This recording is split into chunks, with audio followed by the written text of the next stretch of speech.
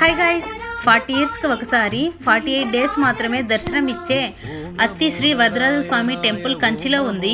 9 feets హైట్లో ఉన్న స్వామివారి విగ్రహం మొదటి 38 డేస్ శయన భంగిమలో లాస్ట్ 10 డేస్ నిలబడి ఉన్నట్లు దర్శనమిస్తుంది. అత్తి చెట్టు కొయ్యతో పూర్వకాలంలో 9 ఫీట్స్ దేవుడి విగ్రహాన్ని చెక్కి దాన్ని గర్భగుడిలో ప్రతిష్ఠించి పూజలు నిర్వహించారు.